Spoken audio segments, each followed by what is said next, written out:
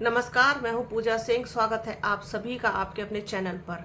दोस्तों, 1 जुलाई को हाथरस के सिकंदरा राव के रतिभानपुर में जो कुछ भी हुआ उसने हर किसी को दहला करके रख दिया। हर आंख नम हो गई ये देख करके कि वहां मौजूद इतनी भारी संख्या में लोग मतलब सत्संग सुनने के लिए पहुंचे थे। उन्हें शायद इस बात का जरा भी अंदाजा नहीं था कि ये उनकी जिंदगी का आखिरी सत्संग होगा, ये उनकी जिंदगी का आखिरी सफर होगा। आखिरी बार वो अपने परिजनों से, प्रियजनों से, बच्चों से मिल रहे होंगे। इस पूरी घटना में जिन लोगों की सबसे ज्यादा मौत हुई है उनमें महिलाएं बड़ी संख्या में हैं। बताया जाता है आंकड़ों के हिसाब से कि 111 से ज्यादा लोगों में महिलाओं की मौत हुई है और कुल आंकड़ा जो है मौत का वो 121 से ऊपर पहुंच चुका है। कुछ संख्या में पुरुष हैं, कुछ संख्या में बच्चे हैं इसमें शामिल। जो कुछ भी हुआ उसके लिए जिम्मेदार पूरी तरीके से आयोजकों को और उस तथाकथित बाबा को माना जा रहा है।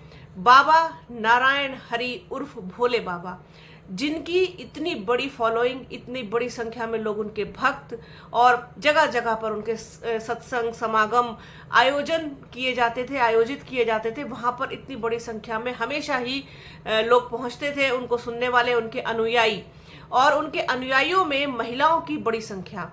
अब आयोजकों पर और बाबा पर ये इस बात का इल्जाम है और ये इस चीज की कहीं ना कहीं तस्दीक भी हो चुकी है कि 80,000 लोगों के आने की सूचना देकर के परमिशन ली गई, लेकिन वहां पर जो लोग मौजूद थे, जिन्होंने अपनी आंखों से सब कुछ देखा, उनके हिसाब से और उनका कहना है कि यहाँ पर कम से कम 2.5 से 3 लाख आदमी मौजूद था। 3 किलोमीटर से लंबी लाइनें वाहनों की थी। लोग गाड़ियां करके आए थे, बस करके आए थे, ट्रैवलर्स करके आए थे, बड़ी संख्या में यहाँ पहुंचे थे और उनके इंतजामात कुछ भी नहीं थे।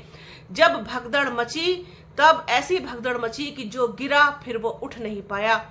बाबा के चरणों की रज लेने के लिए जो होड़ लगी उसमें महिलाएं अपनी जान गंवा बैठी और ये भयंकर हादसा हो गया, भीषण हादसा हो गया, जिसके जख्म हमेशा उन लोगों के सीने में ताजा रहेंगे जिन्होंने इस घटना में अपनों को खोया।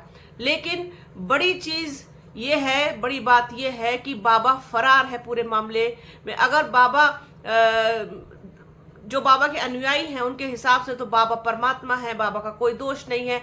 जो बाबा के अंध भक्त हैं, बाबा के अंध फॉलोवर्स हैं, ब्लाइंड फॉलोवर्स हैं, उनका कहना है कि बाबा का इसमें कोई दोष नहीं है। अगर बाबा का कोई दोष नहीं है तो बाबा इस तरीके से भागे क्यों?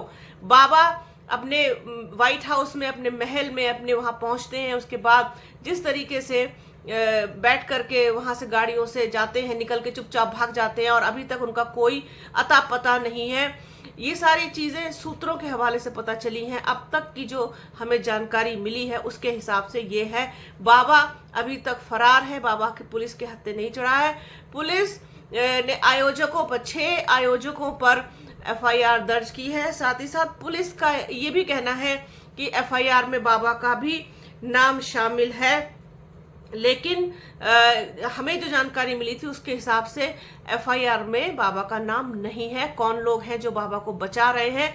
बाबा अभी तक पुलिस के हत्थे क्यों नहीं चढ़ा? क्या वो देश में ही है या रातों रात वो देश छोड़ करके कहीं बाहर चला गया? इन सब चीजों पर अभी सवालिया निशान लगा हुआ है। सब कुछ रहस्य के पर्दे के पीछे छुपा है, लेकिन अभी तक भी बाबा पर किसी तरीके का कोई एक्शन नहीं हुआ है। सबसे बड़ी बात तो यह है, बाबा अभी तक अपने वकील के जरिए बात कर रहा है और जिस तरीके से उसने पूरी घटना के बाद खुद को और ज्यादा रहस्यमयी बना लिया है। भाई, अगर ठीक है, इतनी बड़ी वारदात हो गई तो आपने ना कोई संवेदना व्यक्त की, ना आपने उन पीड़ित परिवारों के साथ जाकर के, उनके पास जाकर के उनसे मिलकर, ना तो दूर की बात है कुछ भी आपने मदद तक भी उनकी करने की कोशिश नहीं की। उल्टा वहां से घटनास्थल से आपके सेवादार भी भाग खड़े हुए, सबको छोड़ करके। उसी अवस्था में आपके पास इंतजाम नहीं थे। आपने पुलिस प्रशासन से जो अनुमति ली थी उससे ज्यादा लोगों को आपने वहां पे आने दिया। अगर आपने आने दिया तो फिर आपको उस तरीके के इंतजाम भी करने चाहिए थे,